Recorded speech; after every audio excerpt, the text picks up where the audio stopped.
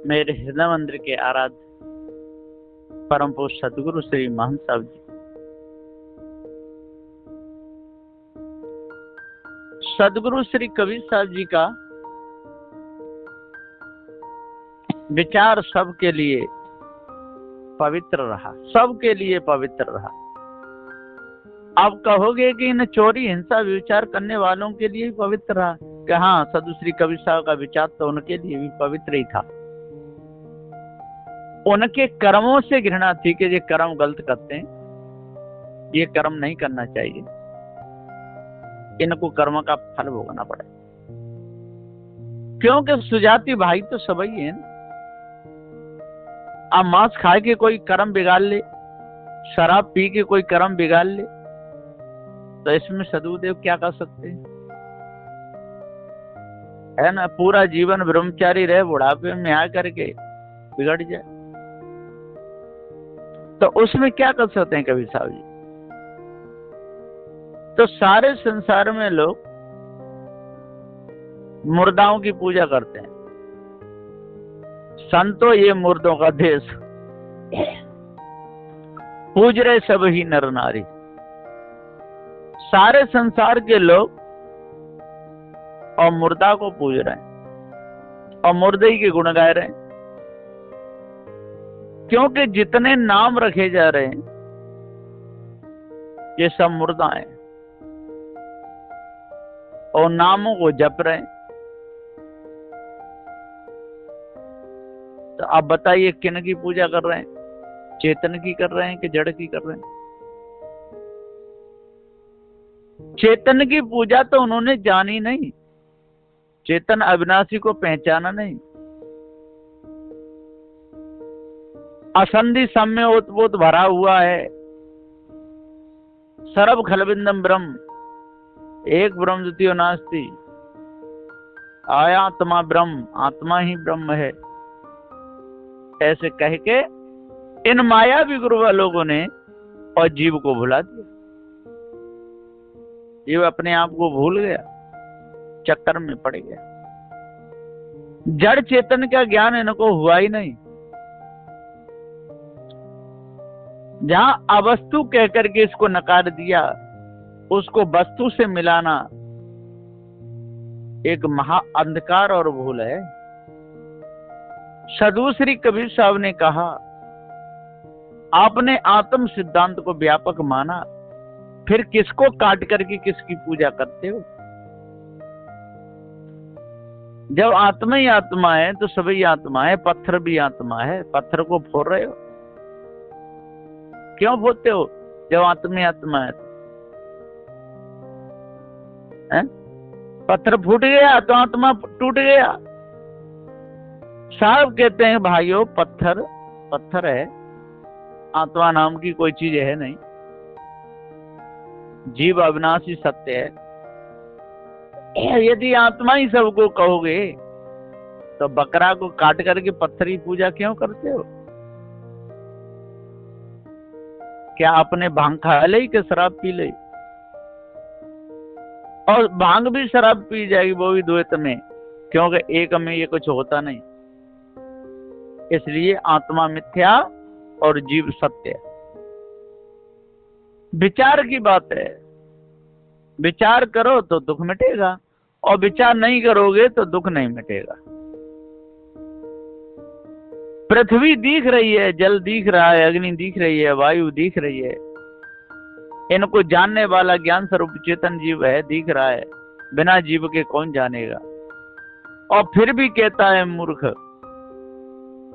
क्या कहता है कि तीनों काल में संसार है ही। तो ऊपर की दो गई, ये की गई हीरा है, और कहता है जीव कहाँ है? जीव है ही नहीं। ये तो पंच तत्व मिल गए, इसलिए सत्ता एक दिख रही है, और पंच तत्व बिखर जाएंगे तो कहाँ है जीव? कहीं नहीं। जब स्वयं जान रहा है, स्वयं देख रहा है, गुण धर्म भी बता रहा है, मशीनरी बिगड़ रही है, बना रहा है, अनजानों को पढ़ा रहा है, और फिर भी कहता है जीव है नहीं। तो येव की गई हीरा है, ऊपर की दो गई, येव की गई हीरा है, कहीं कभी जाके चारों गई, ताको का उपाय? इनकी चारों चली गई। जड़ चेतन का ज्ञान हो नहीं पाया, आत्मा ब्रह्म परमात्मा का भ्रम छूट नहीं पाया, अल्लाह खुदा ताला ये सारी संशय मिट नहीं पाई, धोखे में समय चला गया। साहब जी पुकार के समझाते हुए कहते हैं कि यहां तक क्या कि इन लोगों ने कितना बड़ा धुंध मचा दिया, भारी धुंध मचाया। ज्योति ऊपर से आई, कमल के फूले बच्चा बन गई। ये कबीर साहब के बारे में भी इन लोगों ने कोई कसर नहीं छोड़ी, मायावी गुरबा लोगों ने, है ना। जेठ का महीना था, पूर्णमासी का दिन था, नए तारा के किनारे पर और अष्टानंद जी बैठे थे। ऊपर से एक ज्योति आई और फूल, कमल के फूल पे आकर के बच्चा बन गई। अब ये कितना बड़ा धोखा दिया, कितना बड़ा भ्रम फैलाया, ये बहुत भारी भ्रम है। ये भ्रम कब कटेगा? जब हम सदग्रंथ बीजक को गुरुमुख से पढ़ेंगे, क्योंकि बीजक सदग्रंथ कबीर साहब का है और कबीर साहब ने ही लिखा है। कबीर साहब अच्छे पढ़े लिखे विद्वान संत थे। जो लोग उनको अनपढ़ कहते हैं, ये इनकी बहुत बड़ी भूल है। अनपढ़ कहते ही सदूसरी कबीर साहब की निंदा हो जाती है और वो गुरुद्रोही माना जाता है। कबीर साहब को अनपढ़ कहने वाला कौन है? वो गुरुद्रोही है, मनमुखी है। नारी पुरुष विचार, पुरुष नारी का विचार करता है और नारी पुरुष का विचार करती है। इसी में पूरा समय चला जाता है, विषय भोगों में। बचता कौन है? ये सारा भ्रम है, ये सब भूल है, ये सब कल्पना है। इस कल्पना में सारा संसार जा रहा है। महापुरुषों की जयंती क्यों मनाई जाती है? जयंती इसलिए बनाई जाती है कि उनका, जिनका जीवन सही हो, उनकी जयंती मनाते। और इनका जीवन बिगड़ा हुआ है, उनकी क्या जयंती और क्या जयंती, सब बेकार की बात। और संतों में तो जयंती का कोई लेना देना होता नहीं है, फिर भी लोग मनाते रहते हैं। संतों में तो वही जयंती है जब से इनका भेष हुआ, ज्ञान बोध विचार की तरफ आए, भ्रम भूल कल्पना से छुड़ाए। बस ये उपकार है, ये जय मनाना, उनकी जयंती मनाना है। जब शरीर छूट जाता है तो जो मुक्त जीव है वो अपने पद में ठहरता है और बद्ध जीव है जाके शरीर धारण कर लेता है ना। जहाँ मनाते पुण्यतिथि, तो पुण्यतिथि भी उनकी मनाई जाती है जिनने अपने जीवन में अच्छे कर्म किए। लेकिन अभी देखा जाता है तो जिनकी पुण्यतिथि मनाना बिल्कुल बेकार है, मनाना भी नहीं चाहिए, इन्हें कर्म ही ऐसे रहे, उनकी भी लोग मनाते हैं। पूजा हो रही है सारे संसार में, जड़ की पूजा हो रही है। यदि उनके कर्म देखे जाएं तो भाव भी उनकी तरफ सुंदर नहीं बनेगा और सदूसरी कबीर साहब जी के प्रति भाव सुंदर ही बनेगा। सदूसरी पूरन साहब के प्रति भाव सुंदर बनेगा, गुरुदयाल साहब के प्रति भाव सुंदर बनेगा, सबके प्रति, राम रह साहब जी के प्रति भाव सुंदर बनेगा। सुंदर या भाव बनता है वो ही ठीक है। लेकिन सारे संसार में देखने में आ रहा है कि कबीर पंथी तो हो गए, लेकिन कबीर पंथ के हिसाब से चलते नहीं, भरम डाल देते हैं।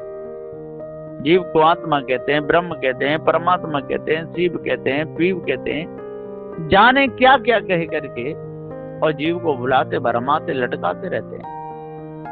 सदग्रंथ बीजक को जब तक अच्छे प्रकार से नहीं पढ़ेंगे तब तक भूल कहाँ मिटेगी।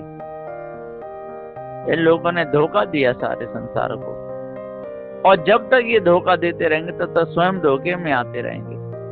जो दूसरे को धोखा देता है वो स्वयं धोखे में आता है, और जो दूसरे की रक्षा करता है तो उसकी भी रक्षा होती है, होगी जरूर, कभी न कभी, आज नहीं तो कल। जिसके साथ में जैसा किया है तैसा फल सामने आएगा। यदि कामनाओं को लेकर के कोई भी कर्म किया है और चित्त मन बुद्धि वाणी के साथ में जो भी कर्म किया है और जानबूझ के जो भी कर्म किया है, उसका फल सामने आएगा, चाहे वो अच्छे रूप का हो और चाहे गलत हो। अच्छी भावनाओं से किया होगा तो अच्छा भाव सामने आएगा, और गलत भावनाओं से किया है तो गलत फल सामने आएगा, लेकिन आएगा जरूर, बचेगा नहीं। और यदि निस्वार्थ भाव से कोई कर्म करोगे, फल की इच्छा से रहते होकर के करोगे, तो आपकी वासना मिटेगी। लेकिन चोरी हिंसा विचार करते रहो, कहो कि हम निस्वार्थ भाव से कर रहे हैं, तो ये तो बहुत बड़ी पकड़ है और बहुत बड़ा झूठ है। इसलिए झूठ मनुष्य को कभी नहीं बोलना चाहिए। जो झूठा कबू न करें काज, हों बरजूं तो सुनने लाज। छाड़ो पाखंड मानो बात, और नहीं तो परे यम के हाथ। झूठा कबू न करें काज। ये झूठे लोगों ने कब किसी का काज किया, किसका भला सोचा? झूठा कोई भला सोचेगा, है ना? बिल्ली कोई चूहा का भला सोचेगी? बिल्ली की खुराक है चूहा, अरे उसको तो खा जाएगी, चाहे उसके दर्द हो, खून चले, कुछ भी हो, कितना भी तड़पड़ावे, लेकिन वो तो खाई जाएगी।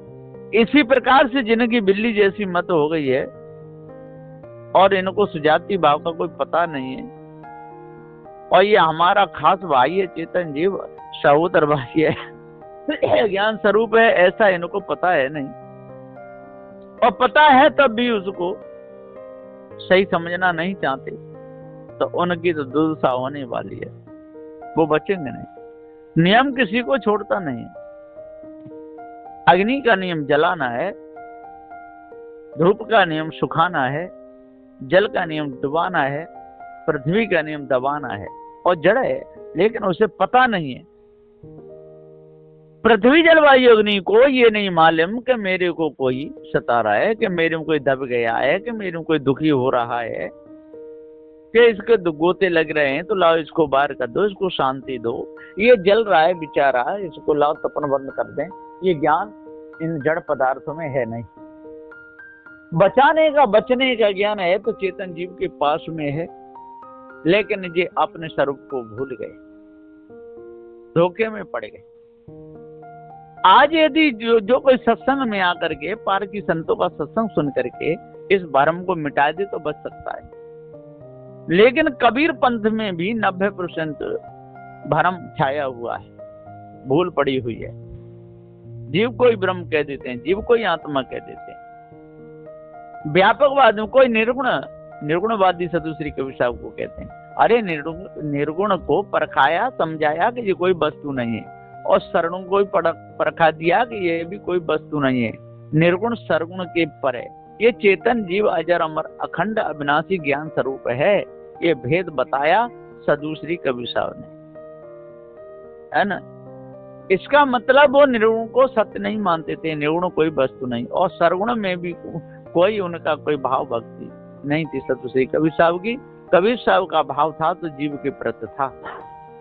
चेतन जीव सत्य है, अखंड अविनाशी है। जब चेतन जीव अखंड अविनाशी है, इसके ऊपर कोई दूसरा है नहीं, तो अब बताओ जड़ मानंदी में सदुश्री कबीर साहब क्यों फंसेंगे? जड़ कोई वस्तु नहीं है, आत्मा और परमात्मा ही से ब्रह्मलो जो है। जीव बिना मुर्दा सकल बूझे बिरला कोई। ये सब मुर्दा वाणी है, कल्पना है।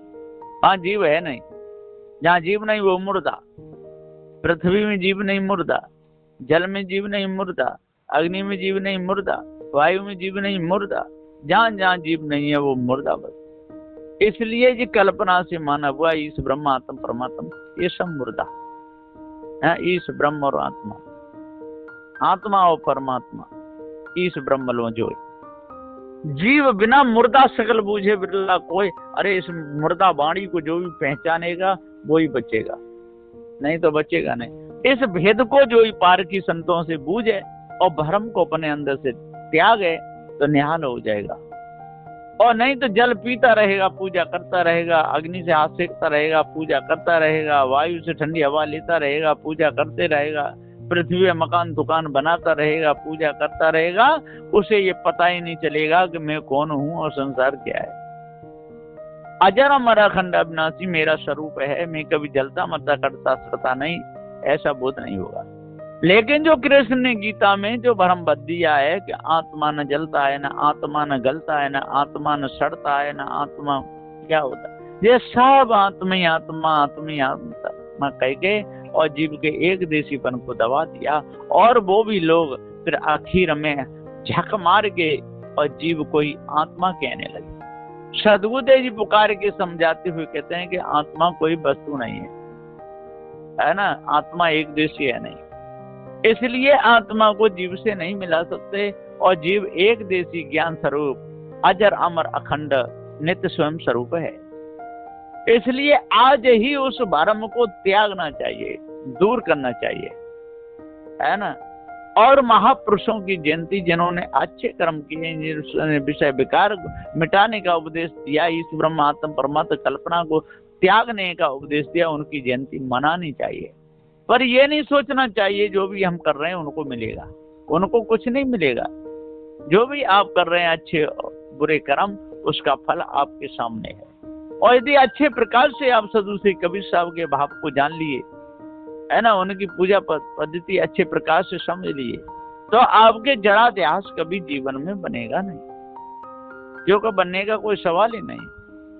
जहां पर भ्रम कट गया, जहां पर भूल मिट गई, जड़ चेतन का ज्ञान हो गया, तो फिर वो भ्रम में क्यों पड़ेगा, क्यों जीव को आत्मा आत्मा करेगा, है ना। लेकिन बहुत से लोग मानते नहीं, उसी बात को कहते हैं नहीं हम जीव को ही आत्मा कह रहे हैं। अरे क्यों कह रहे हो? कहना सुनना कहाँ होता है?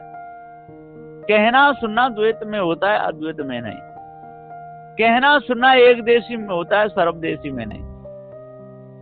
और कहना सुनना जीव से जीव का ही होता है ना। आत्मा परमात्मा, इसमें न कहना है, न सुनना है, न बोलना है, न चलना है, न आना है, न जाना है। ये सब भूल ही भूल है। भूल कब मिटेगी? जब पार की सदगुरुदेव मिलेंगे। सदगुरु श्री कबीर साहब जी 155 नंबर के शब्द कहते हैं, भूल मिटे गुरु मिले पार की, पारक दें लखाई, कहीं कबीर भूल की औसत पारक से होगी भाई, है ना। भूल कब मिटेगी? जब पार की संत मिलेंगे। ये स्वर्ग नरक की बीमारी कब कटेगी? जब पार की सदगुरुदेव मिलेंगे। ये तंत्र मंत्र जादू टोना आवन होम से जीव कब हटेगा? जब पार की सदगुरुदेव मिलेंगे। ये 33 कोटि देवताओं की सारी मानंदी सारे संसार में छाई हुई है, ये कब हटेगी? जब पार की सदगुरु मिलेंगे।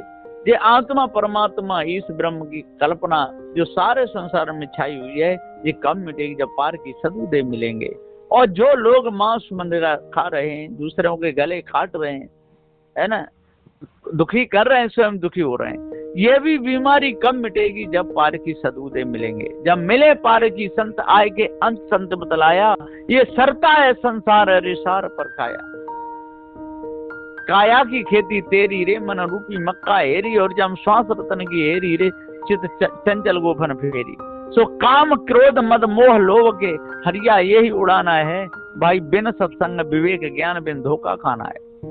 बिना सत्संग के विवेक ज्ञान के बिन सारा संसार धोखे में है।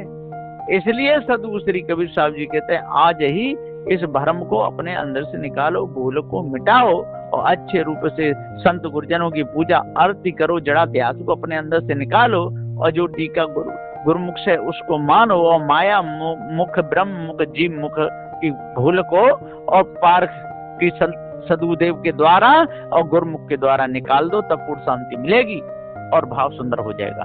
बोलिए श्री सदगुरुदेव की जय।